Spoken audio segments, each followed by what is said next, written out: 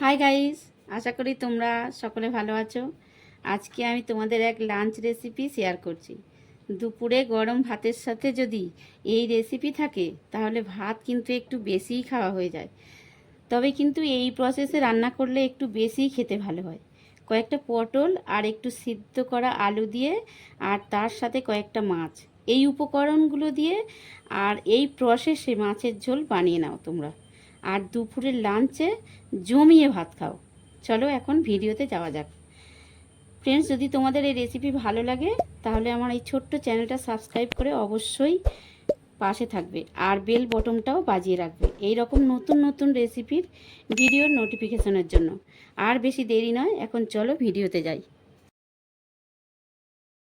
তো আমি এই মাছের ঝোল বানানোর জন্য প্রথমে আমি পটলগুলো একটু ভেজে নিচ্ছি। তার জন্য কড়াইতে তেল দিয়েছি, আর ওই তেলের মধ্যে দেখো 1 চিমটে হলুদ গুঁড়ো দিয়ে দিচ্ছি।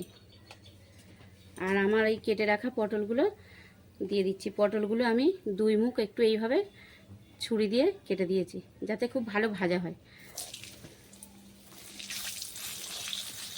সব পটলগুলো এই তেলের মধ্যে ভেজে নিতে হবে। দেখো পটলগুলো এই রকম ভাজা হবে, আর বেশি ভাজার দরকার নেই। আমি এখন পটলগুলো একটা জায়গায় তুলে নিচ্ছি। পটলগুলো আমি ভালো করে ভেজে নিয়েছি। এখন আমি কড়াইতে আরও বেশ কিছুটা তেল দিয়ে দিচ্ছি, আর ওই তেলের মধ্যে আমি মাছগুলো ভেজে নেব।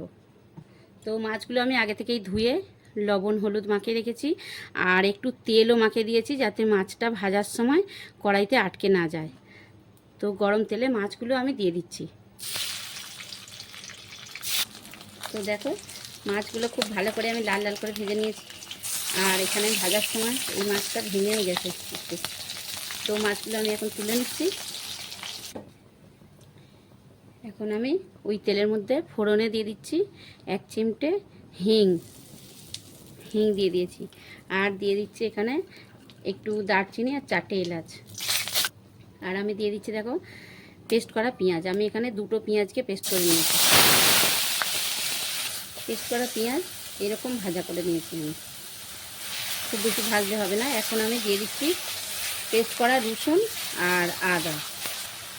দেখো 1 চামচ রসুন পেস্ট, আর দিয়ে দিচ্ছি আমি 1 চামচ আদা পেস্ট। হালকা হাতে একটু নাড়াচাড়া করে নিলেই হবে। আর এখন দিয়ে দিচ্ছি আমি পেস্ট করা টমেটো। আমি এখানে 2টো টমেটো পেস্ট করে নিয়েছি।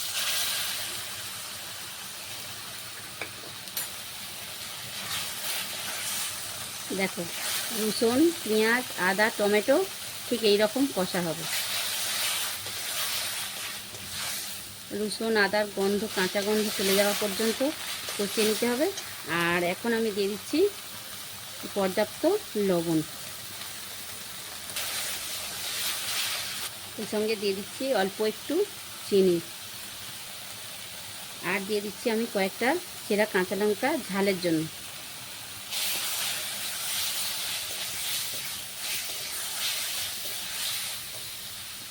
আর আমি দিয়ে দিচ্ছি কিছু গুঁড়ো মশলা, হলুদ গুঁড়ো আছে, ধনে গুঁড়ো আছে, আর রেড চিলি পাউডার আছে। তবে রঙের জন্য রেড চিলি পাউডারটা আমি দিচ্ছি। আর একটু অল্প একটু জল দিয়ে দিচ্ছি।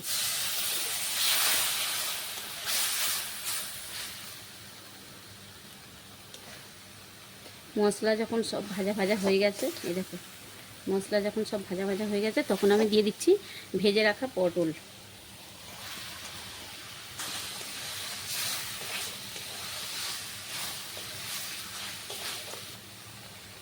আর আমি দিয়ে দিচ্ছি সিদ্ধ করা আলু। তবে যাতে তাড়াতাড়ি রান্নাটা হয় তার জন্য আমি আলুটা আগে থেকেই সিদ্ধ করে রেখেছিলাম।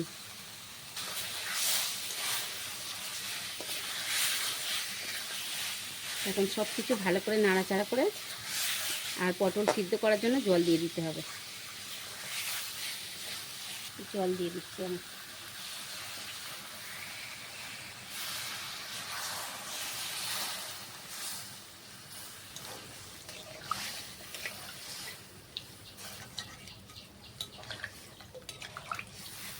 দেখো যাতে তাড়াতাড়ি সিদ্ধ হয়ে যায় তার জন্য আমি একটা ঢাকা দিয়ে দিলাম। 5 মিনিট পরে আবারও ফিরে এলাম। এখন দেখো পটলগুলো কিন্তু খুব ভালো করে সিদ্ধ হয়ে গেছে, আর আলু তো সিদ্ধ করাই আছে।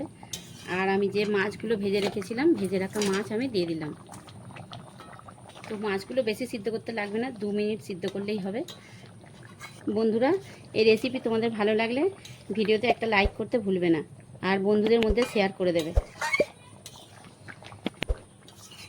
এইভাবে তোমরাও দুপুরের লাঞ্চে মাছের ঝোল বানিয়ে নাও। দেখো কালার কত সুন্দর হয়েছে, আর সুন্দর একটা গন্ধও বেরিয়েছে মাছের ঝোল থেকে। তো আজকের মতো ভিডিও এইখানেই, দেখা হচ্ছে নেক্সট ভিডিওতে। ভিডিও পুরো দেখার জন্য বন্ধুরা ধন্যবাদ। চলো একটা প্লেটে তুলে তোমাদের দেখাচ্ছি। আমি এখন গ্যাসটা অফ করে দিচ্ছি, সব কিছু সিদ্ধ হয়ে গেছে। এরকমভাবে গ্যাস নিভিয়ে দিয়ে এরকমভাবে আমি 2 মিনিট রেখে দিচ্ছি আরও।